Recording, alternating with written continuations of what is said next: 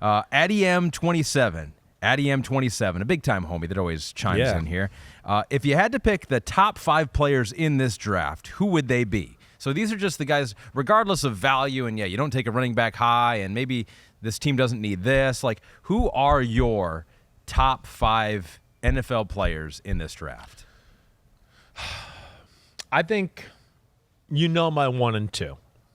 Jalen Carter and Tyree Wilson are 1-2, right? Your top 2 guys are defensive players. Definitely. No doubt about it. If I was going to go off of film, C.J. Stroud would be my 3. I understand the value of the quarterback is probably even adding to that ranking there a little. But off that, yes. If you would have asked me this, before all these reports came out, if I want to be, honest to you, I think that's where I'd go. He'd be 3. Witherspoon would be 4. Bijan Robinson would be 5. Oof, that's the exact same 5 that Addy M27 had. I think that's that's how I would look at it. Listen, I understand with, hey, if we were to now get into the concerns of C.J. Stroud, and if you wanted to now, take him off the board there or whatever, right? That's where now that next conversation you get into is who you'd put in that top. That's where it gets interesting. Yeah. That's where you get into, is it a Peter Skoronski, right? Is it one of the tackles?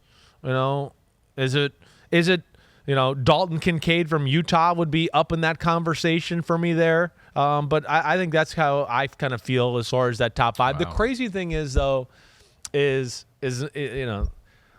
for most, there's not as many top 5-ish guys as, at least for where I put it in my brain, right? Top 5 is like cream of the crop, awesome, like, whoa kind of guys. And like as soon as you get to 5 or 6 here and that kind of exercise, you go, oh, that's a really good player, but I'm not like, whoa, wow, oh my gosh, like you are in some years. That's kind of the fear that I've had the longer we've talked about this, and maybe it's just that the longer you talk about it, the more you see him, the more you're less impressed by the highlights. You've already seen it all. But the more we talk about it, the more I'm like, are we going to have some superstar players in this draft, or is this just going to be a down year? I think I think it's going to be down probably as a whole. I do. I don't know, but there's some guys I look at that go have a real chance. I mean, we know, the Carters, the Tyrees. There's some guys with real potential to do something here. There definitely is. So I don't think we're going to be hurting from a sport or that standpoint by any stretch of the imagination. And I think also, too, there's some guys that I will say that, I know through the process where, we had some receivers who were 2nd and 3rd round type guys where I went, man, they got a lot to be like special NFL players.